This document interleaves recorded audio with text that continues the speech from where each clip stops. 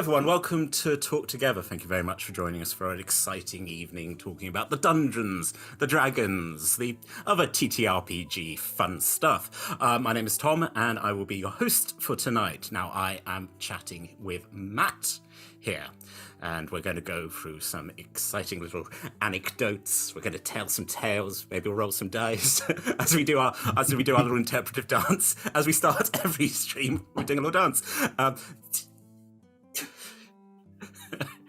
I love it. It's a great energetic way to open up an interview or a session. I am so used to just getting the body moving, waking up. It's like playing drama games. It's just okay, exactly. We're going to play some improv games. And then again, if you're doing streaming, so you died in the last session. Very, very different energy going on here. Yes. So happiness and then tragedy. The perfect combination. So, folks, how do we decide what questions we're going to ask? Well, simply, a D20 commands all our fates. It's wickedness. Before we kick off, the stream's going to be about an hour long, and we are delighted to be sponsored by Hero Forge, Ultra Pro, Phoenix Dice, and Alchemy RPG, and we are supported by Idle Champions, Neverwinter, and Elderwood Academy. Now, we're Roll Together RPG on all social media, and we have to say a big thank you to our D20 Club on Patreon. Now, you can join them for simply one of your local currency, be it pounds, dollars, gold coins, which I keep pointing out in D&D is worth one goat. So if you just want to provide one goat, just one goat, a single goat, just one, just okay. Does it matter how old or young the goat is, or whether they know tricks, or whether there's just maybe that's Patreon has different tiers. You're like, okay, it's a young goat, but it can count like a horse, and you're like, okay, interesting barter system. I like it. Okay, we'll move you up. Also, folks, you can find us on podcasts, Roll Together RPG. Now, my friend Matt, tell me, who are you? Where can we find you on the interwebs? Well, at this moment right here, but yes. In any other moment in the space-time continuum, of course, my name is Matt, your ChaoticanWriter. I go by ChaoticanWriter as my handle, my DM name, and also I have a website at www.chaoticanwriter.com, which has articles on tabletop, on world building, has a whole bunch of random name generators. On top of that, I do stream at twitch.tv/chaotican_writer, where I do run sort of a mishmash of world building streams. Some of them might be, building a random name generator, or going through a deep dive into a topic, such as the history of strange weapons, like the stranger weapons that people are not usually, they don't usually see in fantasy. There's also a number of D&D games that I run on, and on top of that, I do also have a budding YouTube channel putting out content, and I want to get to the point where I'm actually rolling out video essay content on different parts of storytelling or tabletop or world building. And I'm very excited because I'm starting a new project. And this new project, I'm naming it codename Volterra. But the idea is that me and a number of other dungeon masters and world builders within my network are coming together, and we're playing a couple of games of The Quiet Year, which is, of course, a very fantastic tabletop game that is based upon map creation and world building, and then based upon going through the ancient era and then the contemporary era for each of the games. We're going to build out this world and then run games in it. The next session for codename Volterra is going to be, I want to say that it is the 20. Oh, I have to double check that. I actually need to. Dear. What is time, though? What is time? Yeah. If it helps you, today's the 14th. So today is Is it the fourth? No, it's the seventh. Matt, it's definitely the 14th today. You're right. Today. How could I not know this? It's important to keep in track of these things. Well, you're looking at the macro. You're like thousands of years. You can't focus on whether it's a Tuesday or a Friday. It's complicated. Right. Yeah. I mean, ultimately, at this point, I mean, given the data that everyone is viewing this fantastic interaction, the next session for Codename Volterra will be July 16th, 12 p.m. Central Time at twitch.tv/Chaotican_writer. So feel free to check it out in a couple days. It is going to be exciting. We are on the latter part of the game, and the material we came up with already is awesome. So you'll be able to get kind of a sneak peek of what that looks like. Amazing. And again, such an exciting way to world build, rather than usually when someone's like, there's a temple, cool, to which god? Well, yeah, that's a really interesting question. But amazing. This all sounds incredibly exciting stuff, and world-building storytelling. I'm excited for it. Looking forward to seeing it. Let's just begin with the rolling of the dice to work out what path we shall travel down. That is a 12. This is lovely. Why are TTRPGs important to you? Absolutely. That's a good question. So TTRPGs are, to me, an excellent vessel of activity that combines, storytelling, all sorts of rogue creative outlets, whether it's, art or drawing or, improv acting. And on top of that, brings in a number of people together to experience something that they get to live out in real time as individual characters. And, depending upon the game and the setting, they get to express themselves in all sorts of different ways and really tap into what it's like to be this character that they've crafted meticulously. For the game masters and dungeon masters, it's an opportunity to host a social engagement where all of these people are, converging upon a singular, not necessarily singular, but a structure of creation that everybody gets to share, and it's just this budding plant of memory, like making all sorts of awesome memories, that is to say. And the thing is like, there's something truly profound about getting a bunch of people in the room. And I believe there's some deep amount of personal growth that comes from the practice of playing TTRPGs. It's very therapeutic. It is definitely strengthening of, your critical thinking skills. It is something that allows you to express yourself creatively. It's just everything. It's everything in one package, really. Absolutely. I mean, we have to keep saying this isn't therapy. Kind of is therapy though.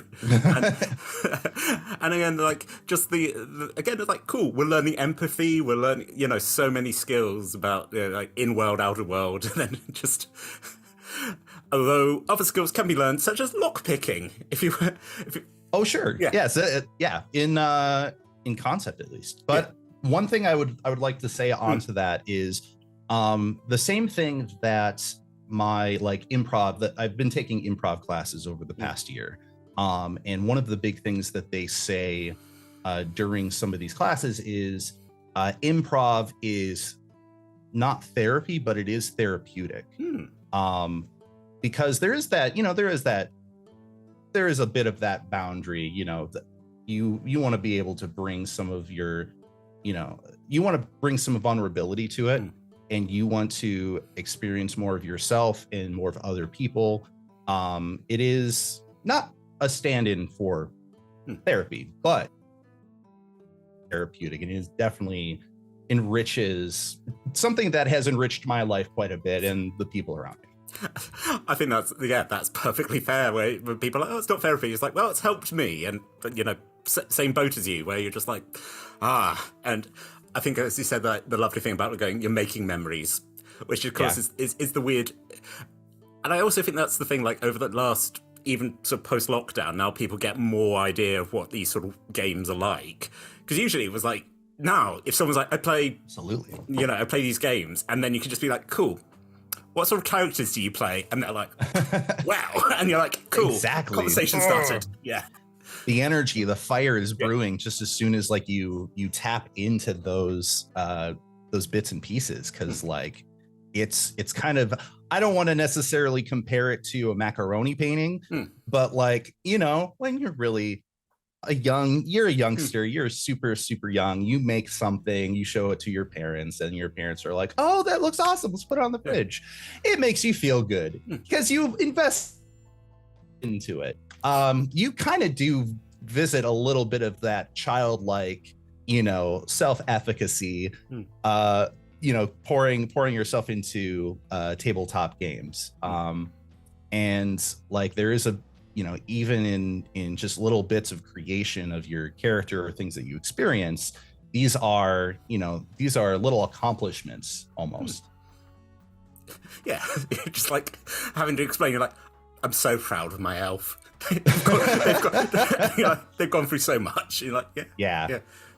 Especially doing something with it being streamed, where you're like, oh, this is an experience I'm sharing with other people. Just like an audience coming in and going, we don't like that you're mean to that person. And I'm like, sorry, I don't like them very much in world. Love them outside, but this is the lovely thing about doing this show. We're having people, you're like, are you enthusiastic about this thing? Yes, I am. I am also enthusiastic about it. Just vibing at the same levels. Yeah. The energy is there. And like, that's also why I just love talking about tabletop and love playing tabletop and geeking out with other tabletop nerds, because like, it's one of those things, the fuel is there. You light a spark and it's gonna, you're going to get into a discussion with that person. You're going to be able to, break the ice and I mean, again, like looking at your introduction, and I will take us off path, like strange weapons. Like what sort of weapons were you talking about, in particular, like in terms of things that you don't usually see in tabletop games, you don't usually see in a lot of depictions of historical like combat, or in medieval times, or in the high Middle Ages up through the Renaissance, stuff like the lantern shield, which is, I don't know if you've seen images of the lantern shield, but it basically is like a shield and a sword strapped to a gauntlet, and it tries to beat everything at the same time. And it looks amazing, but its practical use is like, so I would, if you're watching this right now, I highly recommend that you Google lantern shield, because it is like, that's the kind of thing I'm talking about when I'm talking about like strange weapons that people have not really seen or heard of. It's just like, there's probably why it doesn't show up in, tabletop, because like, yeah, rule of cool, great. But like, what stats do we give this thing? Does it help the AC at all? It just seems, I mean, again, like historically, it's that fascinating thing as well. Like when muskets started coming in, and when armorers were like, okay, right, okay, I can deal with like arrows, but just sort of like, when they're just like improvising a little bit and going, don't get shot. Is that my advice? Yeah, that seems solid. Yeah. I mean, I've dug a little bit into that as well, just through kind of the progression of armor through history, and especially when firearms came into prominence. It was less less about carrying a bunch of heavier armors and more about mobility and, making sure that you are able to position yourself in certain locations and not worry too much about trying to block, bullets, because you're not going to be able to. However, funny enough, like flak jackets like they used in World War II, when you really think about it, it was basically it was a vest with a bunch of overlapping plates of metal, very similar to brigantine armor. Okay, yeah. And the thing is that was more designed to protect you against like shrapnel and, other things flying on the battlefield. So there's definitely this like, there's definitely this line that you can draw. And I don't know what this necessarily has to do with tabletop, but I know like it, the question of like, okay, so if we're introducing muskets into a tabletop game that is intended for sword and sorcery, well, how does that pan out in like a real world building perspective? Well, I imagine at the very beginning, those, firearms are probably not super accurate, but are still a force to be reckoned with. And so there, at that point, the technology to protect yourself just kind of falls to the wayside. And it's more like, how do I just not be in the radius of this thing? All of those little details are just kind of fun to go through. And I think like kind of going down the rabbit hole when it comes to world building, when you add in an element into a world, how does it shape everybody else's approach to things? And that is one example. That's a very combat centric example. But it is definitely it's a big topic. What is a piece of technology put into a setting? How does it completely create upheaval around it in terms of how everybody adapts to it and uses it, On one of our streams, we had, again, as players, New World, we found out they had toilets indoors, and we just decided in Forgotten Realms, we were like, oh, weird. just like there isn't just a hole in the ground. Yeah, being all these sort of like very eloquent, but then just like in world being like, no, that's weird. Yeah, weird choices being made here. We don't like it. No, but I said I think that is the fascinating thing when you imagining complexly and you're being like, okay, what would yes, this is a world of magic, but still if someone comes to you with a loud bang stick and you're just like, oh, that's horrible, don't like that, you just blew up Gus. Is a shield spell effective against against a musket? Ooh. I would imagine so. You're still talking about matter as a projectile. Same thing as an arrow. It's louder. So I would say, and with magic, generally speaking, as soon as you add magic into anything, you could basically create any excuse you want when you think about it. That's kind of like why rules in magic are kind of an appealing thing, because you take a look at Avatar: The Last Airbender and like the magic system in that show, and you take a look at like Brandon Sanderson novels where the Mistborn series and the magic system there.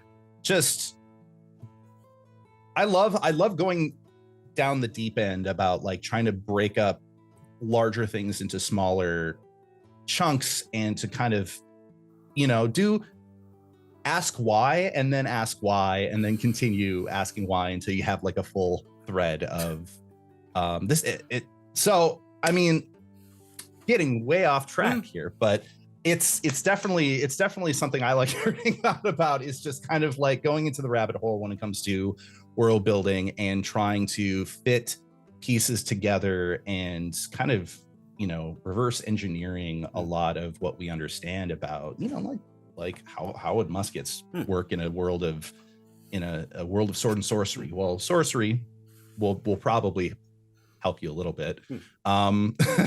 Hopefully it does, otherwise that's gonna change a lot of things. But yeah, I think I'm ready for another question. Oh! Well, good, because I have 19 more.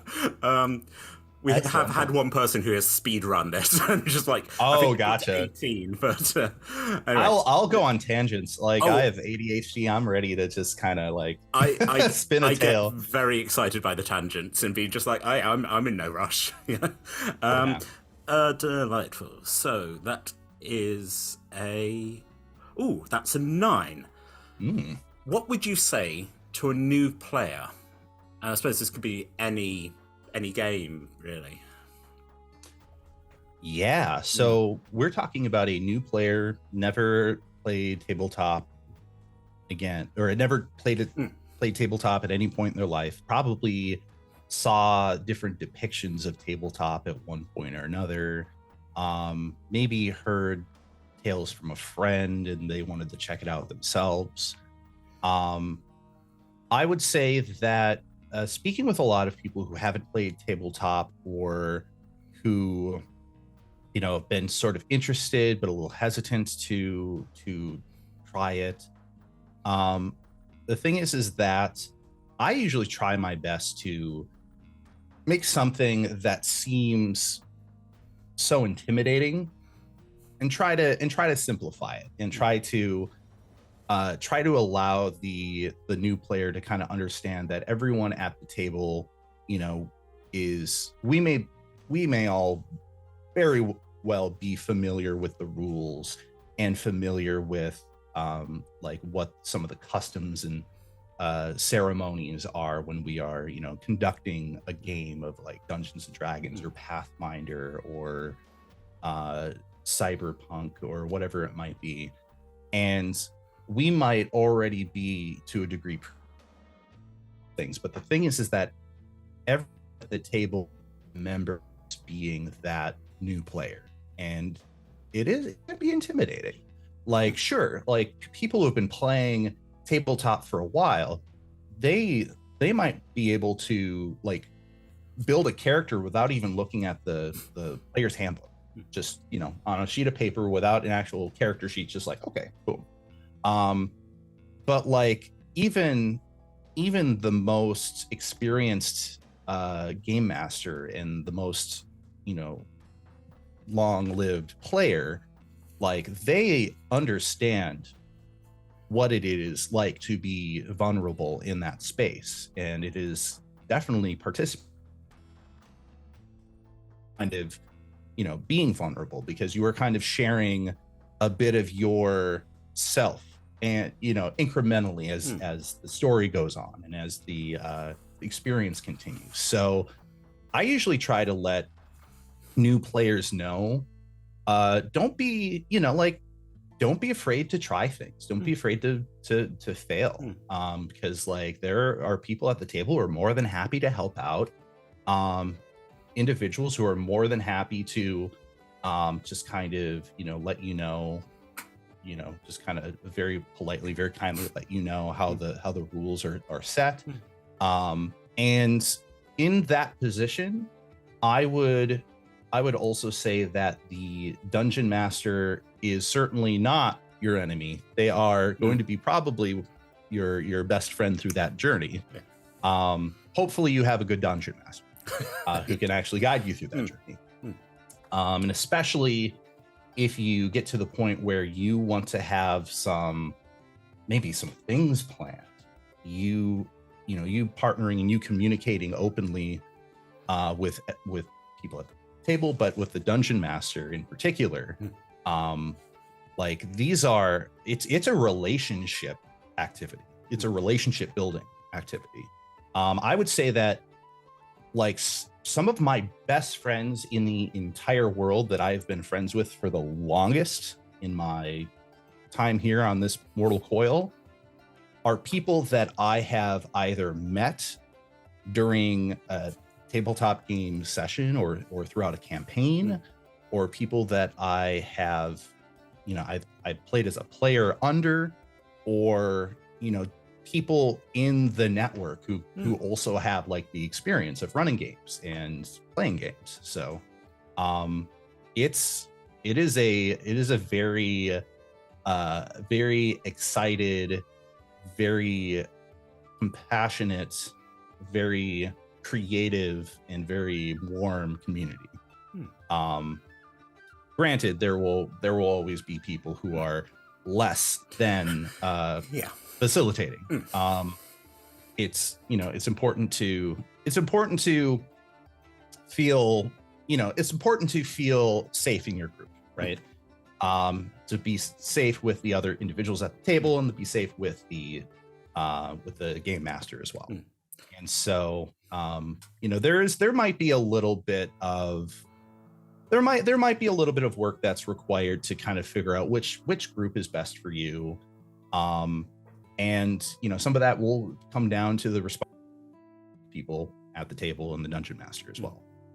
Because in order to have a fully functioning session at this table, whether it is a digital table or it is a physical table made of wood or whatever it needs to be, it is a round table with glorious chairs and everybody's wearing armor or something completely doesn't matter. Doesn't matter the table. Doesn't matter. Don't get hooked on the table. That's not exactly. Yeah. I've seen a lot of tables, a lot of fantastic tables with TVs in them. But it doesn't matter the table. What it does matter is that you feel, that you are with a group that you feel like you can be vulnerable with. And sometimes it may take a little bit of work to kind of figure out who you fit best with, what table you fit best with. And it is a game of relationships and consent. Absolutely. So as long as those things are kept in mind and those rules are being followed, has the potential of being an amazing experience. Yeah. And again, as you said, it's scary to reach out to people and then being able to go, I would also like to be a part of your... It's like, it's a new friend group thing, isn't it? It's like, you seem cool. Can we be friends? And you're like, yes, I am playing a goblin. You're like, cool. Yeah. About that, because usually if you try to make friends or try to figure out some string of relation with another person, who, no matter who it is, there's sometimes, unfortunately, is this chunk of oh well, we kind of have to go through the small talk and just kind of ease in and all of that. Well, great thing about tabletop is that it throws away all the small talk and fills in the space for you, right? Yeah. You are already getting exposure to this group and these people at the table, and you are simulating stimuli through a character. You are simulating your experience and how you would approach a character and what you would do during this particular puzzle or during this particular social engagement or this combat.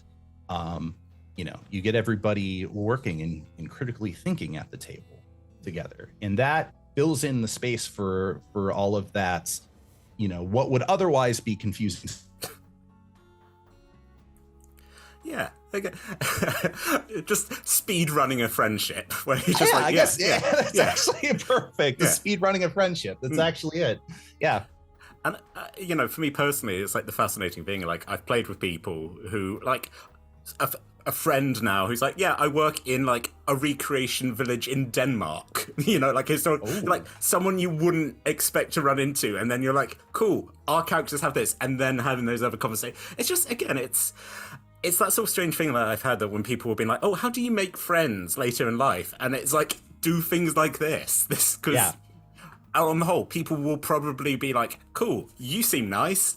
Let's keep, we're hanging out once, twice, a month or something. Let's keep this going. Yeah. So. Yeah, absolutely. Yeah. And again, I think, as you said, and this has been a big thing actually to most of the people we've talked about, that idea of just going, make sure you're safe, make sure you're happy, and I think that's to be honest, that's lovely that that's come in now. You know, the idea of like going, okay, doing check-ins, doing check.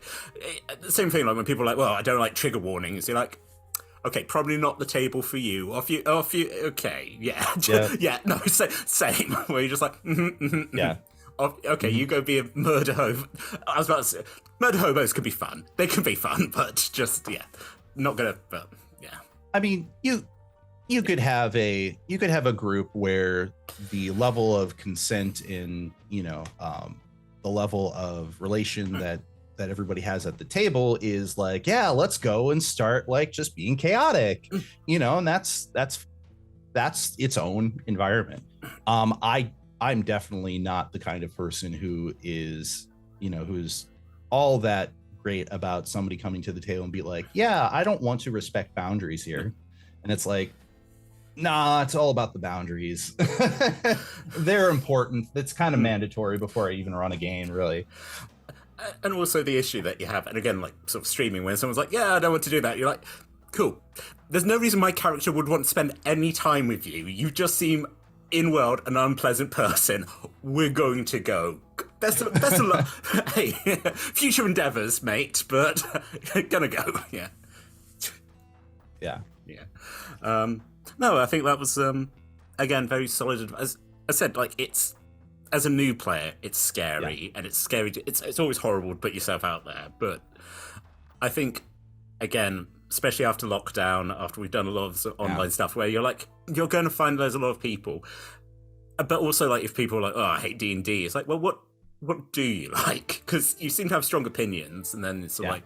Yeah, and if it's not for you, there's, as you said, there's so many different games. Some of them are huge, some of them are like one page. There's one where I think you're on Earth while someone's trying to man like a base on Mars, and it's like a chunky book of about 2,000 pages. So like someone rolls it, and you're like, okay, crap. Okay, I need to find the air filter, and you're just like, yeah. That sounds intense, but also would be really weird to play, especially on stream where you're like, hold on, this is going to take me about 10 minutes to find the right, yeah, so much. There's definitely those games where it takes like 4 hours to do 4 minutes of in-game stuff.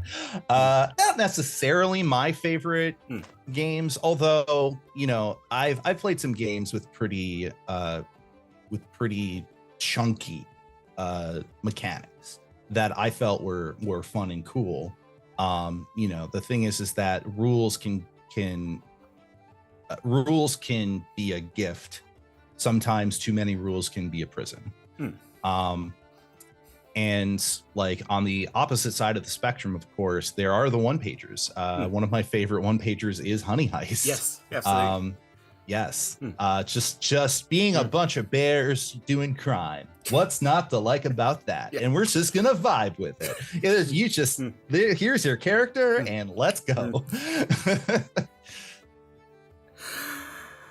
Yeah. No, just again, it's just that sort of thing going, what an exciting world we live in. Exactly. Yeah. All right. Let's roll that dice. Next up, we have connected to this. So that is a 5. How do you feel about cosplay? I love it. I've done so. I have to ask though, when you talk about cosplay, do you mean the art and practice of cosplaying, whether it is like going to a party and cosplaying, or going to a festival cosplaying, or a convention? Or are you talking about specifically coming to a tabletop game dressed as your character? Yes. All right. All of the above. All right. I absolutely love cosplay, and I think this really brings out an entire other bracket of expression. And that is using, garb, makeup, your body language, your body in general to depict, a character from your favorite, one of your favorite IPs, or, a tabletop character that you created and you want to manifest personally. I'm the kind of person that loves going to like Renaissance festivals and conventions and all sorts of other festivals. I recently this year took a trip to Atlanta to go to MomoCon, specifically to go to MomoCon. That was one of my opportunities to go to a larger convention. I'm here in Minneapolis, Minnesota. There are some conventions around here that can become sizable. I know Convergence is a pretty decent one. But I absolutely love going to conventions and just seeing what people come up with. And they can, it could be anything from, very meticulously choosing the right outfit and the right makeup to, I wouldn't even say impersonate, but personalize themselves as a particular character, all the way to huge prop work, like really, like people walking into a convention as the question mark block from Mario, or like stuff like that. And the thing is that it also exposes other people to IPs they might not be like super familiar with. And the thing is like I've watched a bunch of anime, but I'm not an encyclopedia for anime. But every time I see somebody who is just, above and beyond wearing an outfit of a character from a specific anime, that is an opportunity for me to kind of like ask them about this anime that they're so passionate about, and kind of seeing them once again, flare up and talk about something that they're passionate about. And now I've learned about it. You are as a cosplayer, you are stirring the pot, getting people stimulated and bringing the party, and you are expressing yourself through things that you're passionate in. I love cosplay. I've cosplayed as I think the more prominent cosplay that I've done is basically wearing a Fallout jumpsuit. Nice. And I think behind me, actually, one sec here. No problem. At one point, I was in the need of actually adding a little bit more to my cosplay with the Fallout jumpsuit. I ended up getting a Pip-Boy and adding to some extra decals, and then I realized I should bring in an actual holdable prop with me. And so I didn't design it from scratch, but I did go to Target, and I found a Nerf gun that looked like it could be a specific weapon from the Fallout series, and decided to do a paintwork on it and to do a bunch of coloring and some decals. Doesn't look as fantastic as it once did, but this is, and I'm going to butcher the name of it on purpose. It is the ice gun. So I ended up using miniature paint to try to really get the kind of gunmetal look of it. And I actually had a little blue light in here that would light up. And so I would just kind of, carry this around and people would recognize it. I tried my best, and, people recognized it right away as the ice gun or the cryo. I don't remember what it's called. But they recognized it right away. I thought that was really fun, just to, go around and post for pictures. And as you said, there's the second side of it, which is the sort of dressing up for playing your own character at a table online. Is that something you do? Is that something that I was about to say expect from people, but you're like, no, you must come dressed as the dwarf. Come on. Well, I would say that over the past 3 years in particular, a lot of my tabletop running of games has been online. So in that case, in a lot of those instances, it's mainly using reactive image. Some of them with live cam, and I kind of let the the participants kind of choose how they want to express themselves or the other. Prior to that, a lot of my running of games was Adventures League at certain game shops around the cities where I'm located.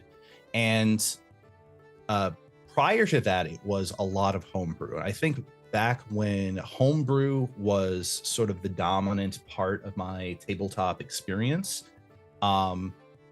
usually in the beginning, like the first couple sessions, somebody would come in, like dressed up a little bit, a little bit more like their character. I think, early on, I remember one of my friends during a big campaign that was starting in college that I was a player at. One of my friends came in dressed as a Jedi because they were going to be the paladin. Yeah. And so they definitely wanted to have, it helped them kind of get into the character and start off strong and, create that vibe. And then usually after that, if it becomes a more casual game, people just kind of come in their like clothes and stuff. They just arrive in whatever they're wearing. I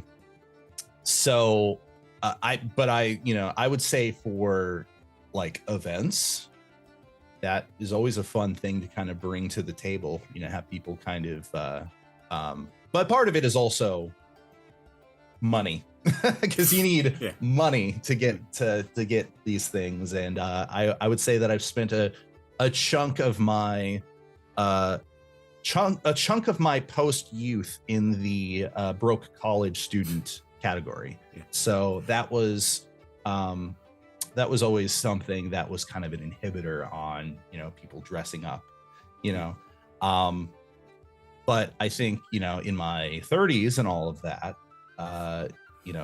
going back, if I were to go back to a tabletop physical table, I might encourage the individuals around me who maybe at that point might have accrued some resources to bring outfits that might be something that might be really fun, especially if it's for like a campaign marathon or something like that. Like we're gonna play D&D for 8 hours or 12 hours, yeah. And again, it's the similar thing like when you come from like a theatre background and you're gonna have a collection of hats. You're always going to be like, this character needs this. Yeah. For me, I've ended up accruing a lot of scarves, where I'm just like, cool, this character is also wearing a scarf now. But now the scarf is going to become a sash because I am a barbarian. Yes. Or I am a monk. Yeah. Absolutely. Let's spin another question. Oh, let's. That is a... Let's have a look. Open up the list. Oh, that is lovely. Number 13. Hey, Matt, what do dice mean to you?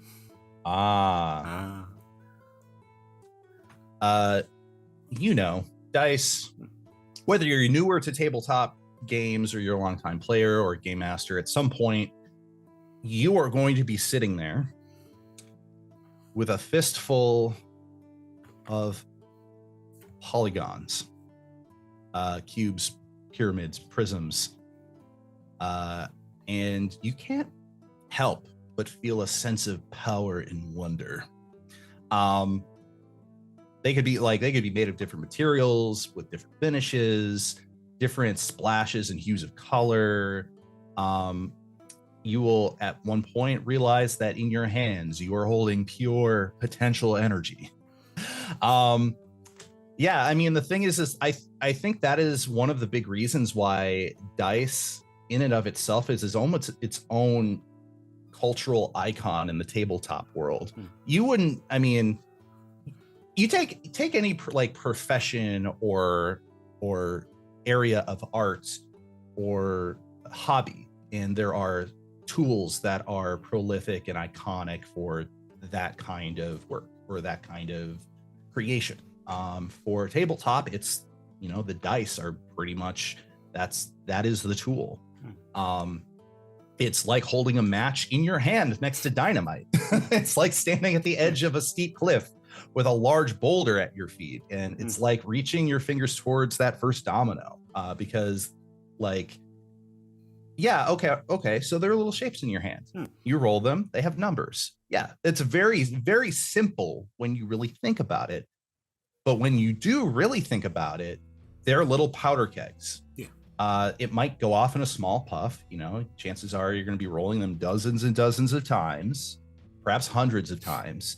But when they do go off, they go off big. And they create big moments, big memories, big stakes, whether they're epic or catastrophic. And I think a bulk of the memories that happen in tabletop is when, you know, that the dice hit 1 or the dice hit 20, right? No game is impervious to the luck of the die. And I think people understand that deep down. And I think that's why dice are its own fascinating part of tabletop.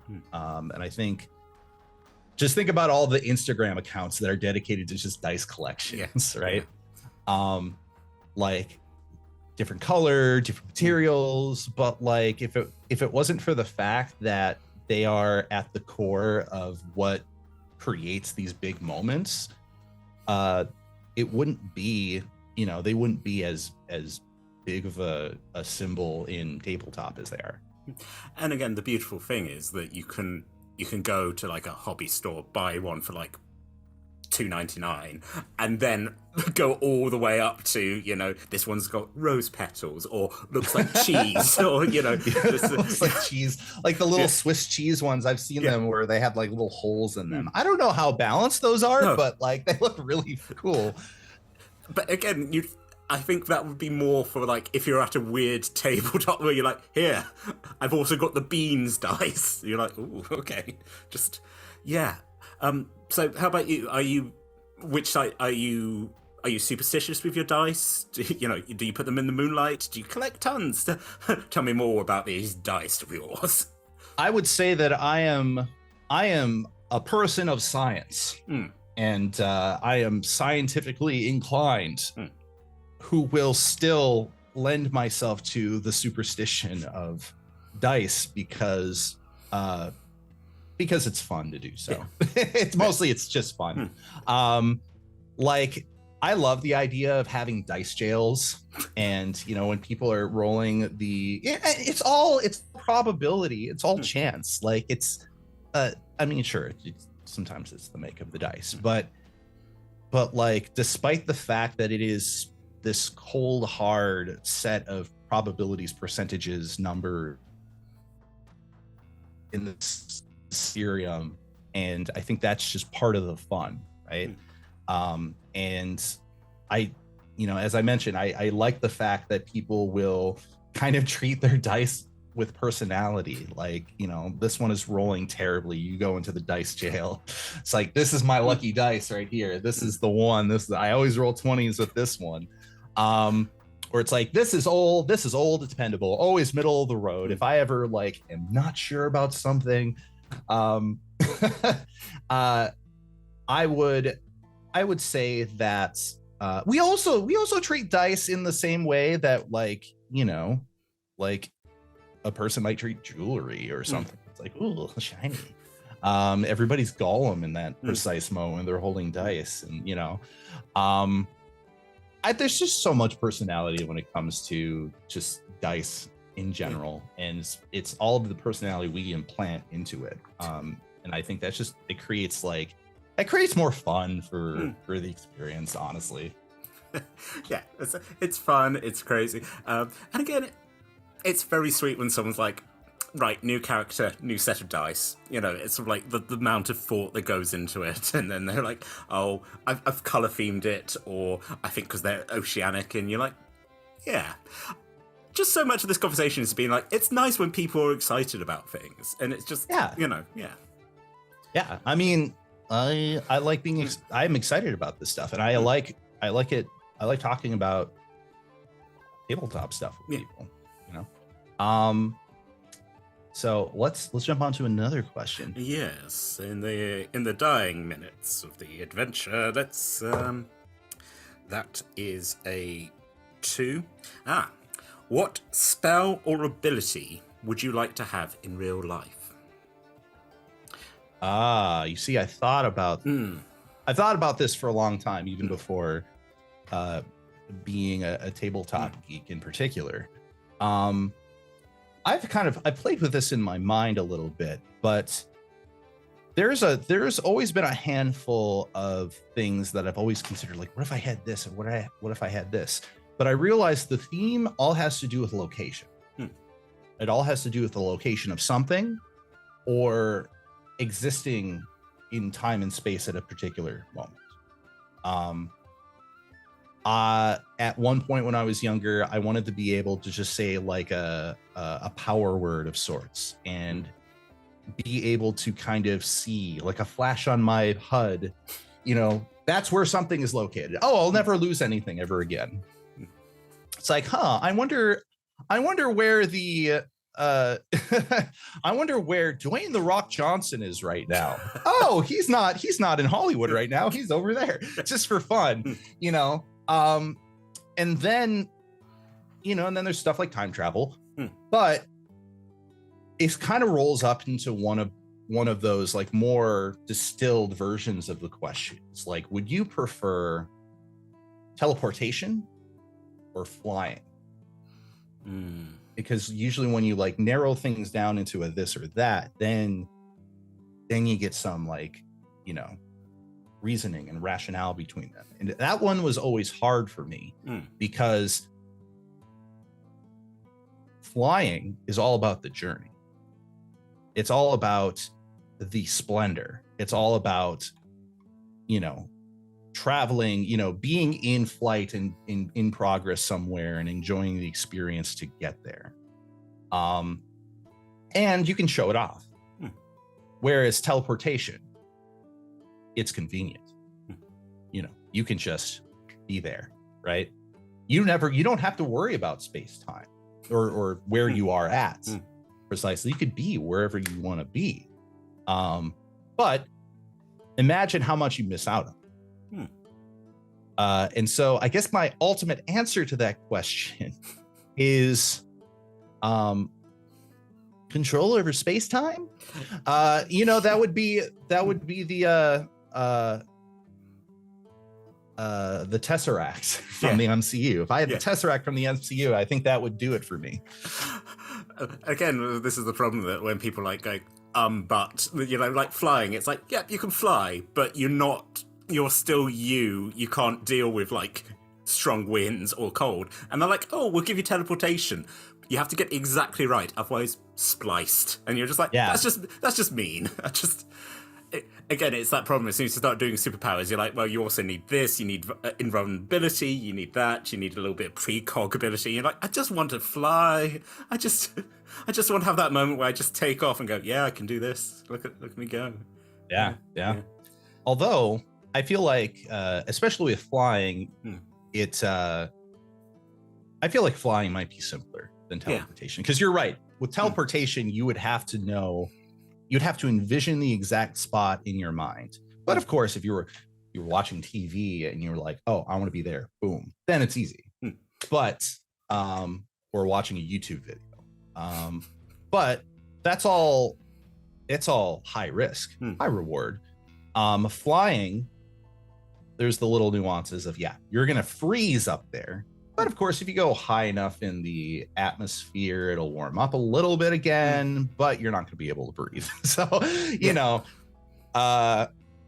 there is always also what's really fun as a DM is to incorporate the downsides to any to any particular power into the game. Like, oh, if somebody says, oh, I'm going to fly across the city, it's like, okay, how are you going to do this? Oh, you're going to fly that up? Well, you're going to have to do a Constitution saving throw against cold. All of that. That to me that's always mining for gold, for opportunity to like make a session more interesting. One of the characters I play on stream, winged tiefling. I don't think I've ever said it, but I like to think he has that sort of thing with like the second eyelids, where he's just like, like an insect or a bird, where it's just like, cool. So I don't get, if grit hits me in the eye while I'm flying. It's not just go, well, I'm blind now, so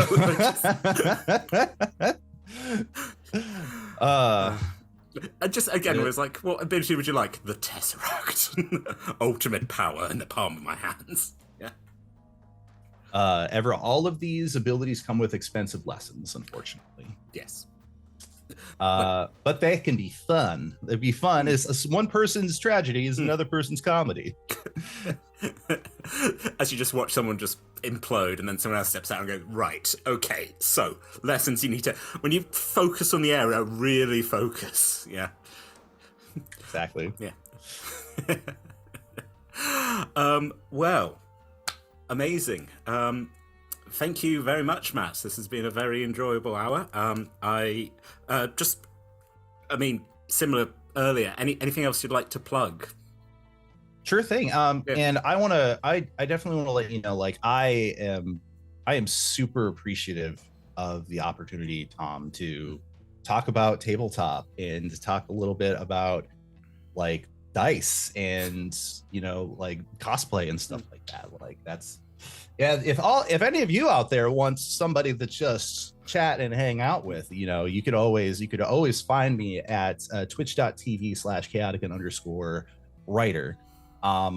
I also have the website www.chaoticanwriter.com, where I have articles about world building and tabletop, random name generators, other events to plug. Well, in 2 days from when you are all viewing this, that is to say July 16th, I will be running on twitch.tv/chaotican_writer part 2, that is to say episode 2 of the Codename Volterra The Quiet Year session.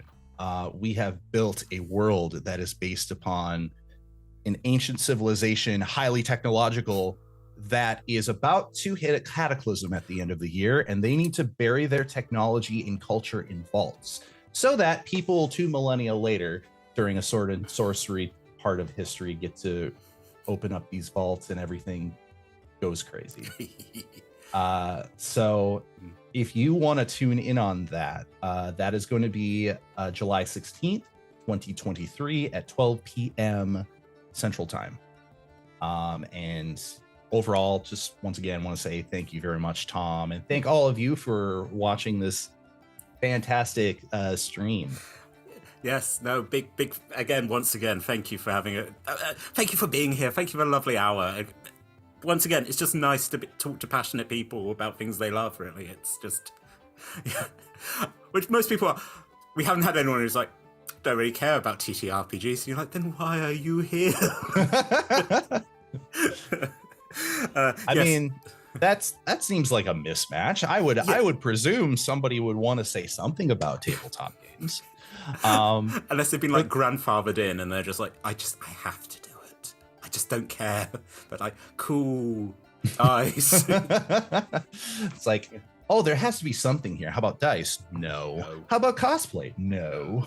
How about creating a character at all? No. Oh, but I really, really do enjoy being on stream in general. It's like, okay, well, we'll work with that. So I would love to do this again. Feel free to reach out if you ever need somebody to talk more about geekery. By all means.